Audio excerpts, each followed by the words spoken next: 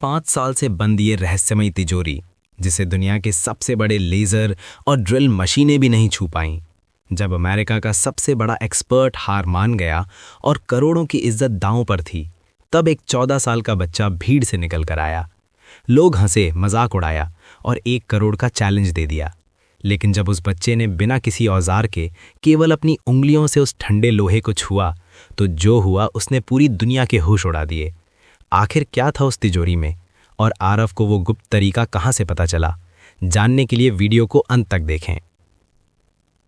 शहर के केंद्रीय संग्रहालय सेंट्रल म्यूजियम के सबसे सुरक्षित हॉल में एक विशाल काली धातु की तिजोरी रखी थी। ये कोई मामूली तिजोरी नहीं थी। इसे 5 साल पहले एक प्राचीन महल के खंडरों से निकाला गया था। भारी लोहे की दीवारों और विचित्र प्रतीकों वाली इस तिजोरी ने इतिहासकारों और वैज्ञानिकों की नींद उड़ा रखी थी।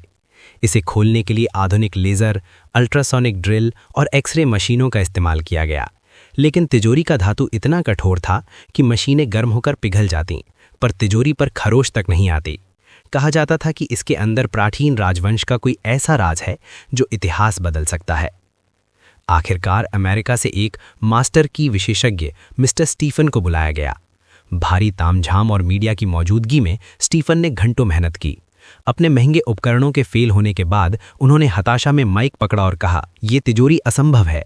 इसे बिना मूल चाबी के कभी नहीं खोला जा सकता।" हॉल में मायूसी छा गई। तभी सन्नाटे को चीरती हुई एक पतली सी आवाज आई, "सर, मैं इसे खोल सकता हूं।" सब मुड़े। वहां 13-14 साल का एक दुबला पतला लड़का खड़ा था, आरव। फटे कपड़े, धूल भरे बाल और घिसी हुई चप्पलें। वो उसी म्यूजियम में रात को सफाई करने वाले मोहन का बेटा था। स्टीफन खिलखिलाकर हंस पड़ा, "ये मुझसे नहीं खुला तो तू क्या खोलेगा? अगर तूने इसे खोल दिया तो मैं तुझे 1 करोड़ का चेक दूंगा।" पूरा हॉल हंसी के ठहाकों से गूंज उठा। आरव डरा नहीं। उसे याद आए वो दिन जब वो अपने पिता के साथ रात की शिफ्ट में आता था। जब उसके पिता झाड़ू लगाते, आरव म्यूजियम की पुरानी लाइब्रेरी के कबाड़ में समय बिताता। वहां उसे एक पुरानी फटी हुई हाथ से लिखी किताब मिली थी।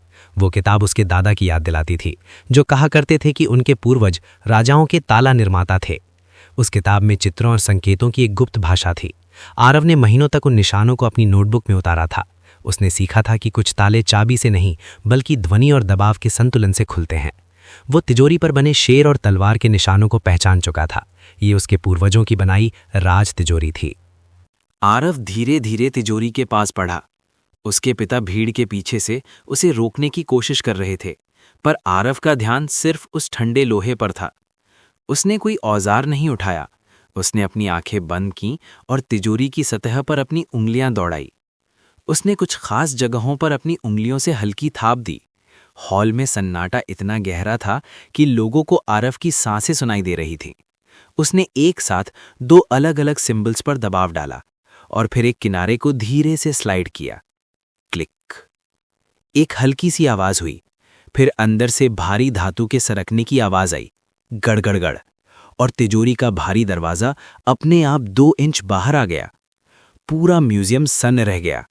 कैमरों की फ्लैश की बाढ़ आ गई।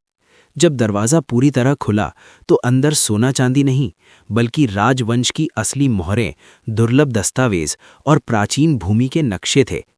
इतिहासकारों के लिए ये किसी भी खजाने से बढ़कर था। स्टीफन का चेहरा सफेद पड़ गया था। उसने अविश्वास में पूछा, "हाउ?" आरव ने बहुत सादगी से जवाब दिया, "सर, कुछ ताले मशीन से नहीं, यादों से खुलते हैं।